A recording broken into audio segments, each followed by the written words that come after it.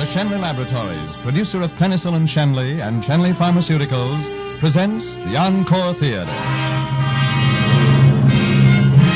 The Encore Theater play tonight, Green Light. Our star is Robert Young.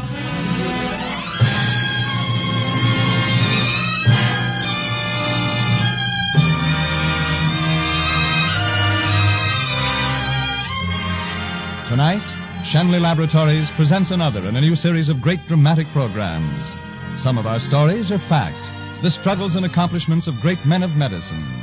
Others are fiction, stories of devotion to an ideal, individual heroism, or great courage. By these programs, Shenley Laboratories would remind you that medical science and progress is not cold, impersonal research or pages of statistics, but a warm human story told in living terms, whether it's the life of one of medicine's immortals or the simple everyday record of service rendered by your own physician.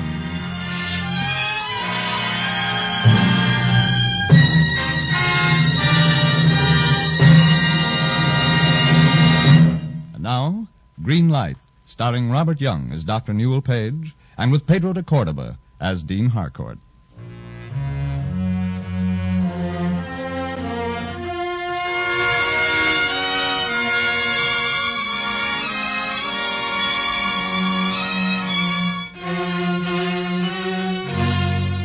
Green Light, the story of a doctor. Newell Page, surgeon, Bay Tree Hospital. And of a girl. Phyllis Dexter. I hated Dr. Page. I thought I would always hate him. The story, too, of a nurse. Frances Ogilvy, staff, Bay Tree Hospital. I love Dr. Page. I thought I would always love him. The story of a woman of great faith and courage. My mother, Mrs. John Dexter. And of a great religious man, Dean Harcourt of Trinity Cathedral. Man's progress in life is not steadily onward. Sometimes he is stopped by something that is bigger and stronger than he, something he cannot understand and over which he has no control. That's something I like to think of as a red light flashing a halt to the forward surge of his life. And I like to believe there's a power which controls that life, which knows in its infinite wisdom that sometimes man must stop to learn through suffering before going on. For it is as inevitable as time that man progresses to a better future, if not for himself, then through his suffering for his fellow men. When he has learned this, the signal changes, and the green light frees him to resume his inexorable march into eternity. You have been listening to... I'll turn it off now, Dr. Page. What would religion be without music? There was religion long before there was music. I'm sorry. The usual greeting for the doctor is, and how is the little lady this morning? And I suppose the usual answer is, terrible, Doctor. But since we both are unusual people, I'd say your pulse shows marvelous repose for a patient facing surgery. You can thank Dean Harcourt for that. I do.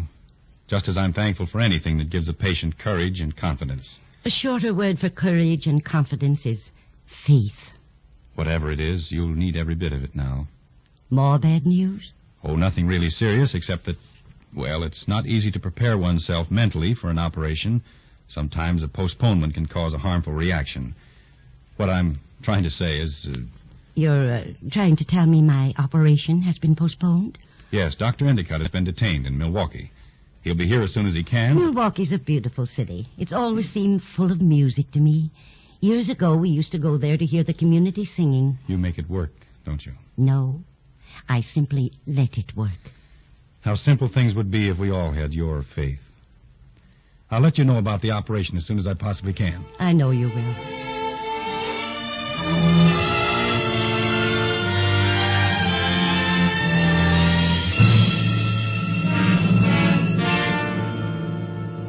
Any word of Dr. Endicott yet, Miss Ogilvy? No, Doctor. They can't seem to locate him. Here are Mrs. Dexter's x-rays, Newell. Thanks. Good Lord, look at that. She can't hold out much longer. We've got to do something. We'll have to wait for Endicott. She's his patient. We can't postpone this operation any longer. Her life is at stake now. I'll phone surgery. Are you crazy? Not unless these x-rays are. Surgery. Surgery, this is Dr. Page. You can't do that. Endicott will... We'll operate on Mrs. Dexter immediately.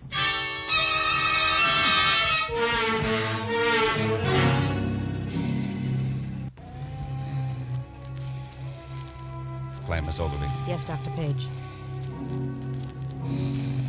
Forceps. Dr. Page. Yes, Dr. Endicott. Thank you, Doctor. If you will assist me, I can take over now. Yes, sir. The forceps, Miss Ogilvy. Dr. Page, make the tie, please. She's bleeding badly. Quick.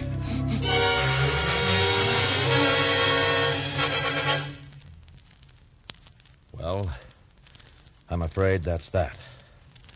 I did everything I could.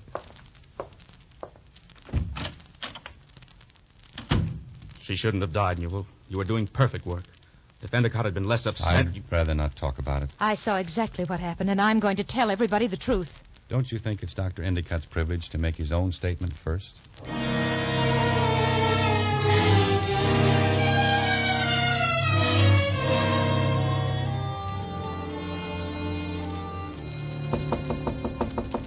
Come in. Hello, Dr. Endicott. Oh, Newell, glad you came in. I've been wanting to talk to you. Sit down. Nasty business is Dexter death. I've been trying to convince the board of directors that her death was an unavoidable accident. It was unavoidable, wasn't it? No, sir. For some reason, you cut the pedicle too short for safe ligation. I couldn't make the tie, and the hemorrhage resulted. It should never have happened. The problem now I is... probably shouldn't have stepped in on the operation, realizing the terrific strain I'd been under. We all love Mrs. Dexter. I felt that her life was my personal responsibility, but all planes had been grounded on account of weather. I've moved heaven and earth to get here in time. I haven't slept in 2 days. Too tired. I'm sorry, sir. A split second, woman dies, and a whole career dies with her. A split second is against the 40 years I've given to medicine. I can't be judged on one operation out of thousands, Newell. I can't.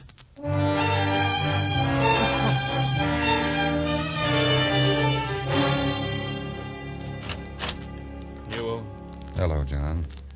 What time is it? time for you to pull yourself together. Get down to the hospital and tell Endicott and the board where to head in. I can't do that. Why not? What do you want me to do? Stand up before the board and say, dear, dear, kind gentlemen, it doesn't matter to me that Dr. Endicott taught me everything I know about surgery. It doesn't matter that Dr. Endicott is one of the finest surgeons in the country. It doesn't matter how many lives he's saved, how much pain he's eased, how much comfort he's brought. No, none of that's important. Just me. I'm the only one who's important. Big, important Dr. Page. I know it's tough, Newell, but you've got to protect yourself. A split second. A woman dies and a career dies with her. That isn't right either. Endicott's a human being, too. He's not infallible. That's no concern of yours. If you resign, you admit that you were responsible for Mrs. Dexter's death. Exactly. Well, that clears Endicott completely. Right? Confound it, you sound as if you were going to resign. I have already.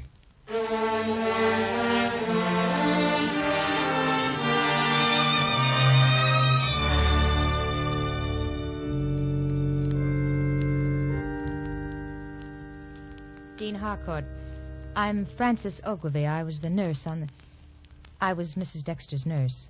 Oh, I see. She always listened to your broadcasts, and I had to talk to someone, so... You see, I know what happened in that operating room, and Dr. Page won't defend himself because of professional ethics, and I wanted to speak up, but I thought I should talk to someone first. No man makes sacrifices without reason. Whatever that reason may be, it's in itself compensation for his suffering. But why should Dr. Page sacrifice himself for Endicott? For the moment, that's Dr. Page's problem, not yours. He must have had good reasons, otherwise he wouldn't do it. There's nothing you can do except respect that reason. I see. I've taken a lot of your time. Is there something I can do to repay you? Yes. Phyllis Dexter's waiting to see me. She's pretty upset about her mother's death. Before I talk to her, I want you to take her to the little anteroom where you were taken. Ask her whatever questions you wish. Then come back to me and tell me what she says.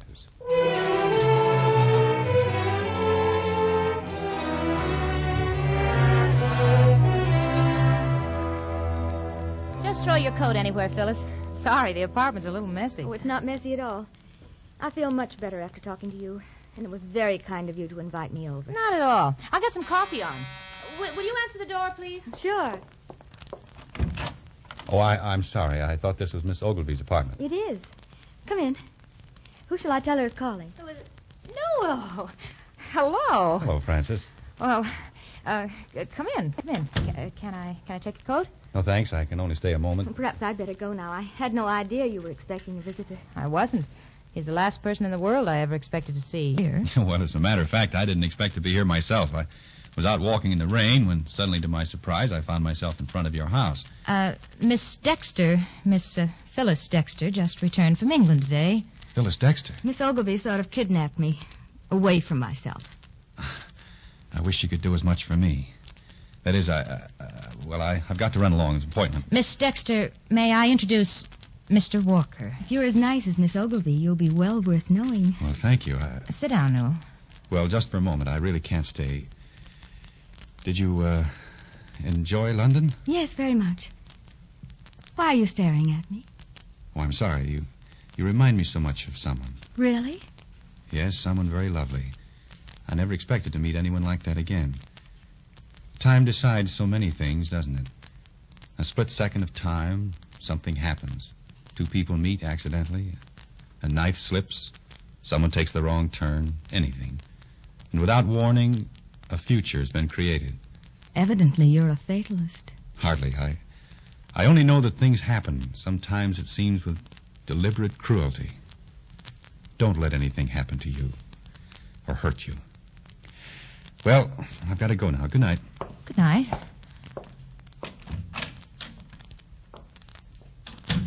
What a strange man. Yeah. He's a great guy. He's one of a kind. At least he's the only one I've ever seen. Do you think he'll call again soon? Honey, there's no way of telling what he'll do, ever. As Dean Harcourt would say, the signals have changed. The lights are against him right now. But he'll get the green light again. He can't miss.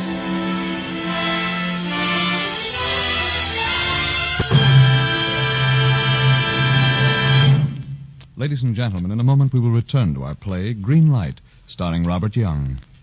But first, a message of hope for those in the world of pain. The inspiring promise of greater healing. Because today, in the supply room of 8,383 American hospitals, you will find penicillin. Yet only 3 years ago, the wonder drug was almost a medical rarity. The firms who devoted themselves to increasing the supplies of penicillin available struggled against many obstacles inherent in its production. Numbered among these firms was Shanley Laboratories. Although these companies have seen the realization of their goal, enough penicillin to fill essential needs, they cannot feel their work is done. Up to the present, research workers at Shanley Laboratories have developed such products as penicillin tablets and troches for administration by mouth, and penicillin ointment and ophthalmic ointment. Now these men are looking forward to the perfecting and production of other and perhaps entirely different types of pharmaceuticals. It is ever the aim of Shanley Laboratories to know more of what benefits to mankind may be derived from medical research. It is our aim, too, to translate the knowledge we gain into production of more and greater aids to healing for all members of the medical profession. And now, back to our play, Green Light, starring Robert Young as Dr. Page and with Pedro de Cordova as Dean Harcourt.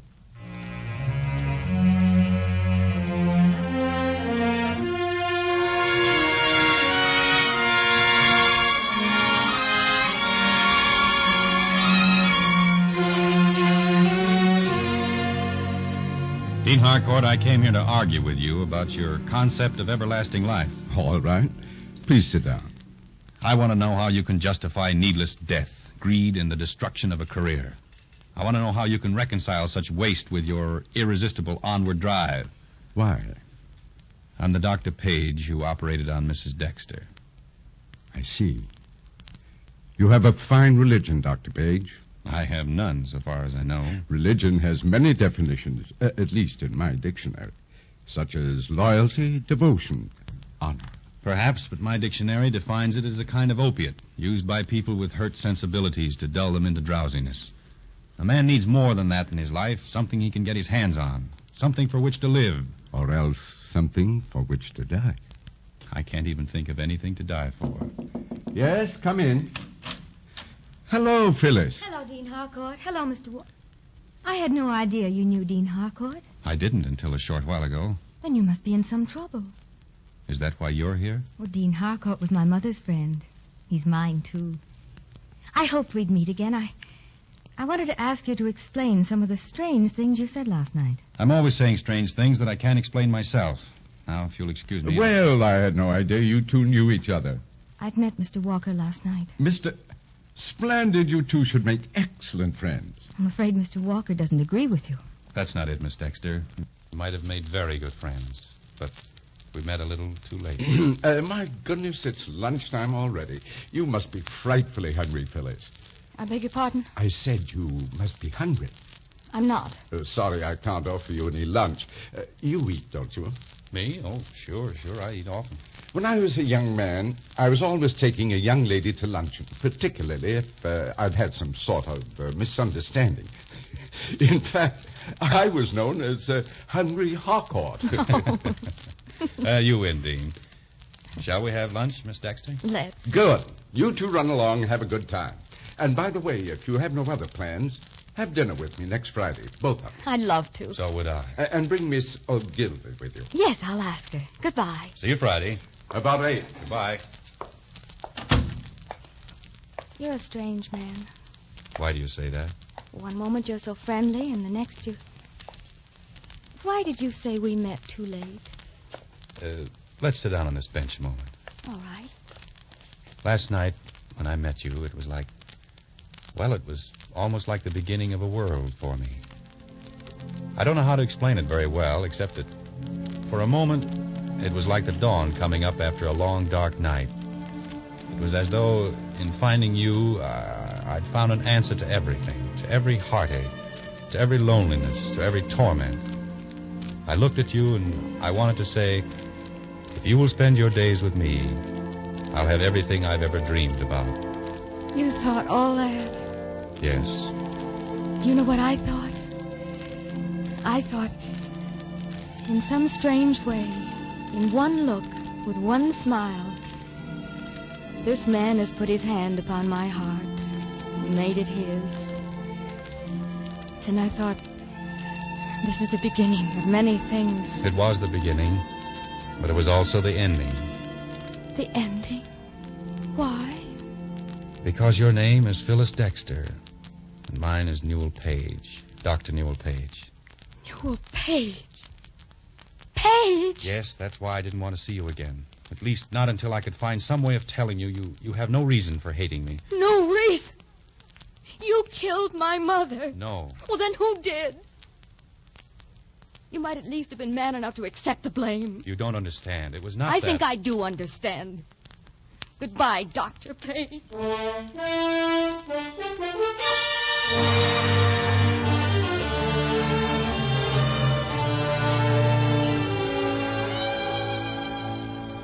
I can't understand why he isn't here. No, he's usually very prompt. Well, he'll be along. Did you two have a nice luncheon the other day, Phyllis? We didn't go to lunch. Oh? Why not? What happened? Nothing. You're not telling the truth. You lied to me. You introduced Dr. Page as Mr. Walker. I see. Why? Because I saw no reason to upset you or him. I'd do anything I could to make things easier for him. Why should he have things made easier for him? Phyllis, you're... Don't say it, don't say it. I'm sick of philosophies and sermons and parables. I'm a human being. I have a right to hate or love. Phyllis, what did Page do to you? He killed my mother. There's something else. Something within you that's been killed. He lied to me. You love him. I don't. I despise him. He didn't even have the decency to take the blame himself. Did he name another doctor? Oh, no. How could he? That's right. How could he?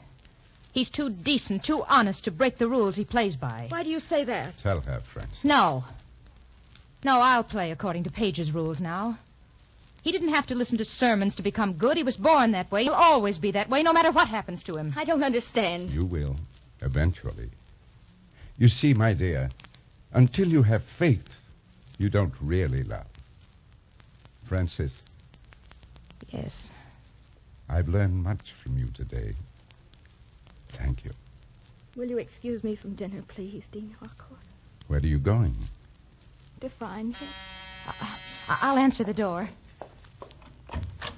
Telegram for Dean Harcourt. Sign here. Yes, thank you. It's for you. Oh. What? What is it? I'm afraid you'll have to go a long way, Phyllis. He's in Montana. Montana? This wire's from Dr. Lane. He says Newell asked him to wire and explain that he couldn't come to dinner. And he says he's very ill. He deliberately let a wood tick bite him so that he could infect himself with spotted fever. Spotted fever? He wants to be used as a human guinea pig to test the vaccine. Oh, no. Come on. We've got to get Dr. Endicott in a hurry.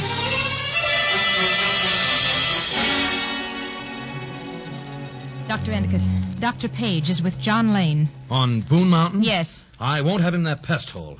He'll die like all the rest. He may be dying now. He's down with spotted fever. He gave it to himself to test a vaccine. My fault if he dies, my fault. He mustn't die. I won't let him. We'll charter a plane. Get out there right away.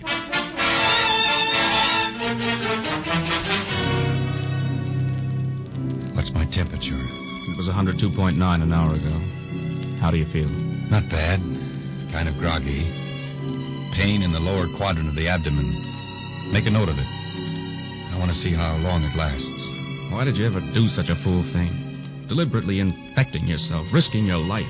If I die, I don't particularly care. And you'll have learned something. There, seems to be a congestion developing in the lungs. How about taking a blood count? I'd like to see if I'm losing any resistance.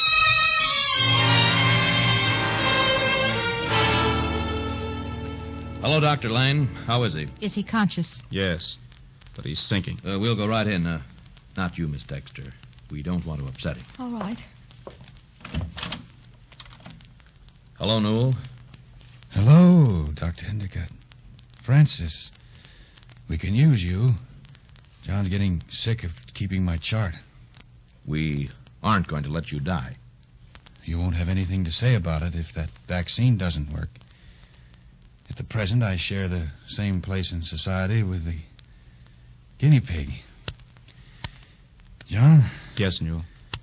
Make that blood count. Watch my temperature closely. I'm becoming stuporous. He's unconscious. No, not yet. Keep your nerve, Francis. You're an old hand at this sort of thing. Yes, Dr. Page.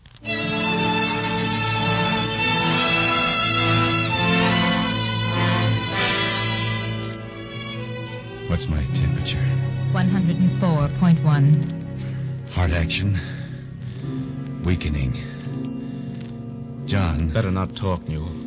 Take another blood count. Temperature 104.1. Should break before it reaches 105. Can't take 105.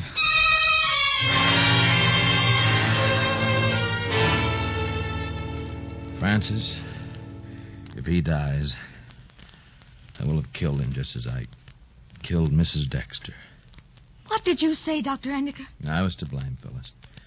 I was at fault, and I never should have let him take the blame. He's got to live. If there's any justice at all, he's got to live.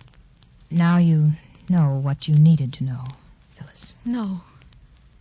I haven't really needed to know anything since the moment when I knew I loved him. His temperature's up to 104.2. I'll go right in.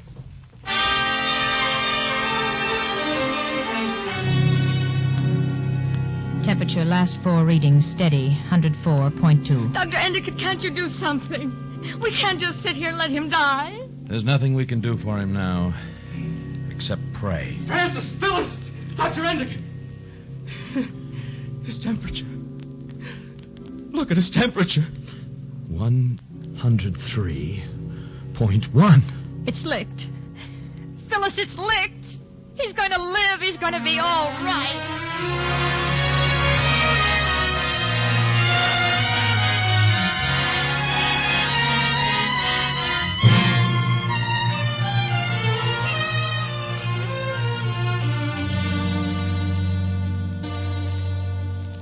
Dr. Endicott, there's a place for you out here. No, you fellas have already done the most important work on spotted fever. You won't need me here. But the people will need great doctors to help them through their birth. Doctors who haven't forgotten their oath to their fellow men. To share my substance with him and to relieve his necessities when required. I guess I lost sight of what being a doctor means for a while, Newell. But I think I've got the green light now myself. You've been listening to Dean Harcourt, too. Yes, I've been listening. And I'm going to stay out here. Newell, a letter just came from Baytree. Yes, I wrote them explaining everything. Holy smoke. They've appointed me chief surgeon at Baytree. Oh, I'm so proud of you, darling. Oh, Phyllis. Phyllis, how rich I am. How fortunate, how lucky, how happy, how grateful. There aren't enough adjectives to say it. I don't like to interrupt love's young dream, but it's time for Dean Harcourt. Oh, the depth of the riches of the wisdom and knowledge of God. How unsearchable are his judgments, and his ways past finding. For who has known the mind of the Lord? Or who hath been his counselor? Or who hath first given to him, and it shall be recompensed unto him again? For of him, and through him, and in him are all things. To him be glory forever. Amen.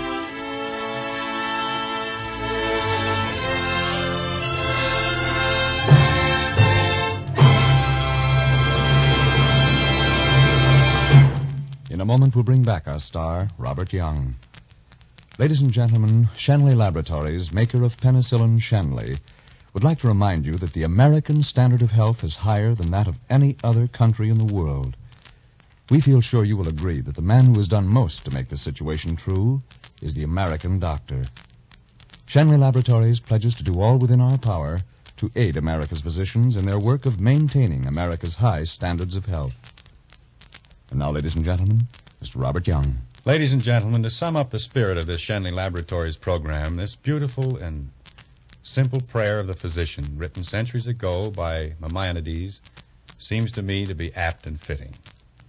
The eternal providence has appointed me to watch over the life and death of all thy creatures. May I always see in the patient a fellow creature in pain. Grant me strength and opportunity always to extend the domain of my craft. This is the prayer of the physician. It is ages old, and yet today it is as new as the hope for a peaceful way of life for all the world. May we invite you to listen again next week at the same time when Shanley Laboratories presents Men in White, starring Robert Taylor. A great star and a great story. Good night.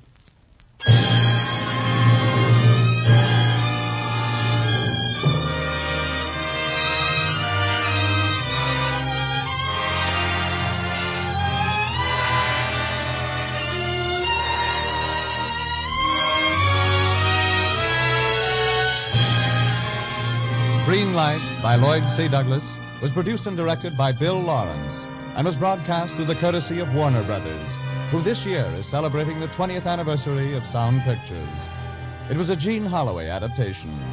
Robert Young will soon be seen in the Hal B. Wallace Paramount production, The Searching Wind. This is Frank Graham speaking for Shanley Laboratories, producers of Penicillin Shanley, and inviting you to listen to the Encore Theater next Tuesday at the same time, when you will hear Robert Taylor in Men in White. This is CBS, the Columbia Broadcasting System.